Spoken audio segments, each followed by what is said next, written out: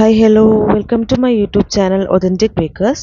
നമുക്കിന്ന് ഈസി ആയിട്ട് ബേക്ക് ചെയ്യേണ്ടാത്ത ഒരു നട്ട്സ് ലഡു ഉണ്ടാക്കിയെടുത്താലോ. റാഗി നട്ട്സ് ലഡുവാണ് ഇന്നത്തെ എൻ്റെ റെസിപ്പി.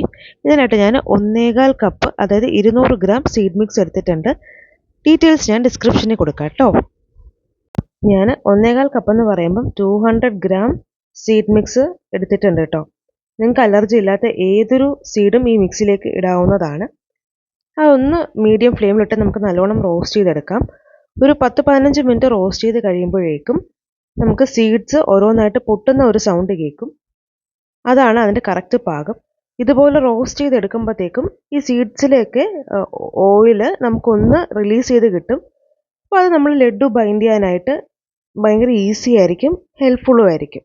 സീഡ് മിക്സ് റോസ്റ്റ് ചെയ്തതിന് ശേഷം നമുക്കതൊരു മിക്സിയിൽ മാറ്റി ഒന്ന് നല്ല ഫൈനായിട്ട് പൊടിച്ചെടുക്കാം. പക്ഷേ ഓയിൽ അധികം റിലീസ് ആകരുത്, ഒന്ന് തരിതരിപ്പോടെ പൊടിച്ചെടുത്താൽ മതി.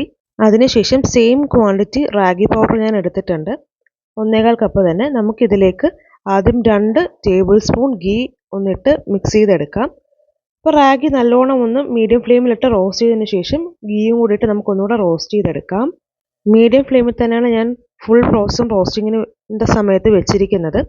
അതിനുശേഷം ഇതിലേക്ക് 1/2 ടീസ്പൂൺ കാഡമം പൗഡർ, ഏലക്ക പൊടിച്ചത് ഇട്ട് കൊടുത്തിട്ടുണ്ട്. അതിനുശേഷം നല്ലൊരു ഏലക്കയുടെ മണമൊക്കെ ഫ്ലേവറൊക്കെ വരുന്ന സമയത്ത് നമുക്ക് നട്ട്സ് പൗഡറും 1/2 ടീസ്പൂണും കൂടെ നമ്മുടെ ഏലക്ക പൊടിച്ചതും, അതായത് ടോട്ടൽ 1 ടീസ്പൂൺ ഏലക്ക പൊടിച്ചത് ഞാൻ ഇട്ടിട്ടുണ്ട്. അപ്പോൾ അതും കൂടി ഇട്ട് നമുക്ക് നല്ലോണം മിക്സ് ചെയ്തെടുക്കാം. ഒരു 5-10 മിനിറ്റ് മീഡിയം ടു ലോ ഫ്ലെയിമിൽ വെച്ച് 2 പൗഡേഴ്സും ഒന്ന് മിക്സായി കിട്ടുന്നവരെ, എല്ലാ ഇൻഗ്രീഡിയൻസും ഒന്ന് മിക്സായി കിട്ടുന്നിടം വരെ നമുക്കിതുപോലെ ഒന്ന് മീഡിയം ടു ലോ ഫ്ലെയിമിൽ വെച്ച് ഒന്ന് മിക്സ് ചെയ്തെടുക്കാം. നല്ല രീതിയിൽ എല്ലാ ഭാഗത്തേക്കും എല്ലാം ആകുന്നിടം വരെ നമ്മളൊന്ന് മിക്സ് ചെയ്ത് കൊടുക്കണം.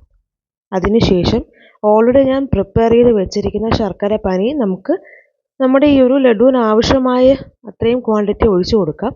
ഏകദേശം ഒരു 1/4 കപ്പ് വരെ നമുക്ക് ആവശ്യം വരും. 1/2 മുതൽ 1/4 കപ്പ് വരെ ഒറ്റയടിക്ക് ഇട്ട് കൊടുക്കണ്ട.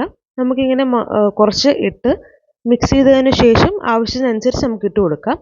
അതിനുശേഷം ഞാൻ 1 ടേബിൾ സ്പൂണും കൂടെ നെയ്യ് ഒഴിച്ചിട്ടുണ്ട്. മൊത്തത്തിൽ 3 ടേബിൾ സ്പൂൺ നെയ്യാണ് ഒഴിച്ചിരിക്കുന്നത്. അതിനുശേഷം ഈ ഒരു ഡാർക്ക് കളറിലേക്ക് എത്തുമ്പോൾ നമുക്ക് തീ ഓഫ് ചെയ്തിട്ട് നമ്മുടെ കൈ കൊണ്ട് ഇതുപോലെ ഉരുട്ടിയെടുക്കാവുന്ന പരുവമാകുമ്പോൾ നമുക്കിതുപോലെ ഉരുട്ടിയെടുത്ത് ബോൾസ് ആക്കി സൂക്ഷിക്കാവുന്നതാണ്. ഫ്രിഡ്ജിലാണെങ്കിൽ ഒരു 2 ആഴ്ചയൊക്കെ ഇരിക്കും കേട്ടോ. Thank you for watching this snack video.